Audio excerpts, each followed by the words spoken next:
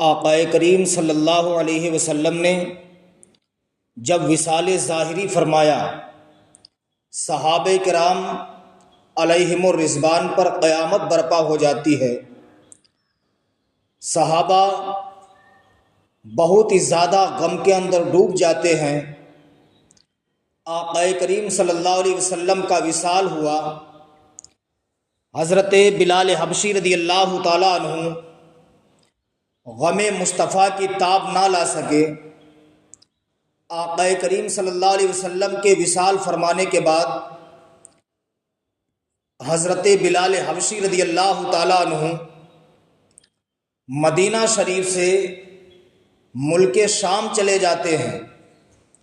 جب آپ ملک شام پہنچے ہیں، آقا کریم صلی اللہ علیہ وسلم کے عشق میں جی رہے ہیں، دیوانہ وار گھومتے ہیں، فرزانہ وار گھومتے ہیں، مستانہ وار گھومتے ہیں۔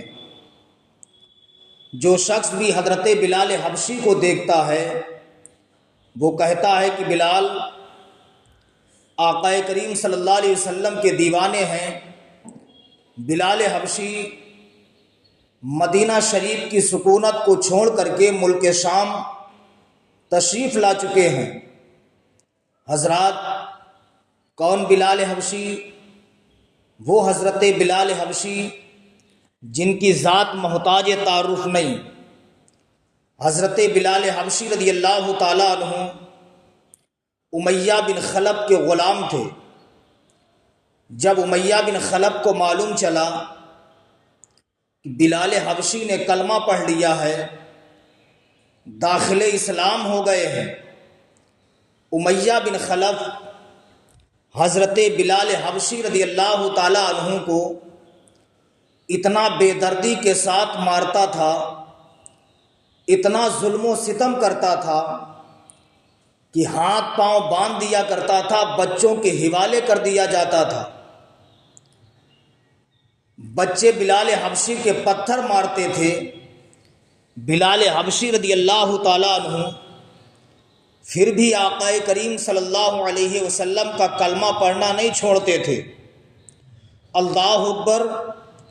ایک مرتبہ امیہ بن خلف نے کہا تھا، بلال تیری جان جانے میں چند سیکنڈ باقی ہیں، تیری جان کی خیر ہے، اب بھی تو محمد کا کلمہ پڑھنا چھوڑ دے۔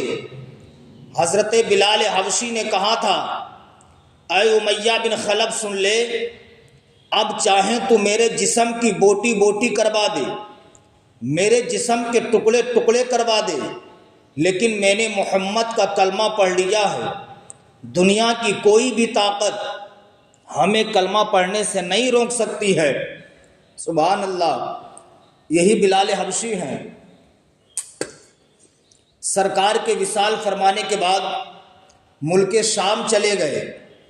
ایک دن بلال حبشی لیٹے ہوئے تھے، خواب میں آقا مدینہ صلی اللہ علیہ وسلم تشریف فرما ہوئے، ارشاد فرماتے ہیں، بلال ہمارے ہوتے ہوئے تم نے مدینہ شریف چھوڑ دیا ہے۔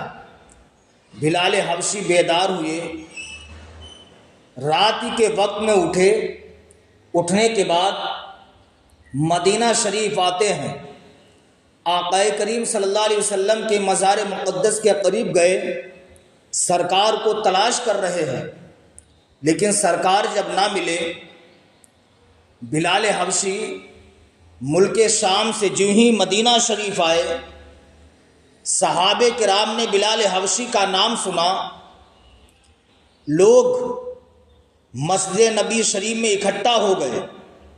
صحابہ کہتے، بلال تم تو آ گئے ہو، لیکن سرکار کے زمانے میں جو اذان پڑھا کرتے تھے وہ پیاری پیاری اذان مجھے سنا دو۔ بلال حبشی نے انکار کر دیا۔ ارشاد فرماتے ہیں، اے صحابہ سنو، میں جب سرکار کے زمانے میں اذان پڑھتا تھا، آقا کریم صلی اللہ علیہ وسلم منبر پر تشریف فرما ہوتے تھے، جب میں اشہد ان محمد رسول اللہ کہتا تھا، سرکار کی زیارت سے مشرف ہو جاتا تھا، سرکار کا دیدار کر لیا کرتا تھا۔ لیکن اب میرے سرکار پردے میں چھپ گئے ہیں، اب اگر ہم اذان پڑھیں گے سرکار کی مجھے زیارت نہیں ہوگی تو میں برداشت نہیں کر سکتا ہوں۔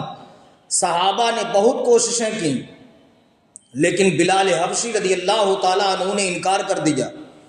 صحابہ حسنین کریمین کے پاس گئے، جانے کے بعد صحابہ کرام علیہم الرضوان حسنین کریمین سے کہتے ہیں، اے حسنین کریمین، تم بلال حبشی کی بارگاہ میں چلو اور ان سے کہہ دو کہ وہ سرکار کے زمانے والی اذان سنا دیں، ہم لوگ وہ اذان سننے کے لیے بےتاب ہیں۔ حسنین کریمین آتے ہیں، آنے کے بعد بلال حبشی نے جی ہوئی حسنین کریمین کو دیکھا، بلال حبشی دوڑ کے قریب گئے، حسنین کریمین کو اپنی گود میں اٹھا لیتے ہیں۔ حضرت امام حسن، حضرت امام حسین رضی اللہ تعالی عنہما عرض کرتے ہیں، اے بلال حبشی، جو سرکار کے زمانے میں تم اذان پڑھا کرتے تھے وہ اذان مجھے سنا دو۔ بلال حبشی نے کہا، ہاں بے شک میں سناؤں گا، اگر میں نے تمہاری بات کو نہ مانا، تمہاری بات پر عمل نہ کیا تو مزار میں آرام فرما آقا کریم مجھ سے ناراض ہو جائیں گے۔ حضرت بلال حبشی نے اذان پڑھنا شروع کیا، اللہ اکبر اللہ اکبر، اللہ اکبر اللہ اکبر، بھینی بھینی آواز میں اذان پڑھ رہے ہیں، اشہد ان لا الہ الا اللہ، اشہد ان لا الہ الا اللہ، اشہد ان محمد رسول اللہ۔ جب لب پہ آتا ہے، ممبر پر نظر ڈالتے ہیں تو کیا دیکھتے ہیں؟ ممبر خالی تھا، سرکار مدینہ صلی اللہ علیہ وسلم ممبر پر تشریف، سرکار مدینہ صلی اللہ علیہ وسلم ممبر پر تشریف فرما نہیں تھے۔ بلال حبشی عشق مصطفیٰ میں سرشار ہو کر کے اذان پڑھ رہے تھے۔ جب سرکار کا دیدار نہ ہوا، محمد صلی اللہ علیہ وسلم کا جب نام لیا، آقا کریم صلی اللہ علیہ وسلم کا دیدار نہ ہوا، بلال حبشی رضی اللہ تعالی عنہ بے ہوش ہو کر کے زمین پر گر گئے۔ جب ہوش آتا ہے حضرت بلال حبشی اٹھے، اٹھنے کے بعد پھر ملک شام چلے جاتے ہیں۔ اسلامی بھائیوں، یہ آقا کریم صلی اللہ علیہ وسلم کے مقدس صحابہ ہیں جنہوں نے آقا مدینہ صلی اللہ علیہ وسلم کی زیارت کی ہے، سرکار کو اپنی نظروں سے دیکھا ہے، سرکار کی جلوت کو دیکھا ہے، سرکار کی خلوت کو دیکھا ہے، سرکار کے سفر کو دیکھا ہے، سرکار کے رخ زیبا کی زیارت کی ہے۔ اسلامی بھائیوں، صحابہ کی زندگی سے ہمیں درس حاصل کرنا چاہیے کہ صحابہ کرام علیہم الرضوان نے اپنی زندگی کو کس طریقے سے گزارنا ہے، صحابہ نے اپنی زندگی کو کس طریقے سے گزارا ہے۔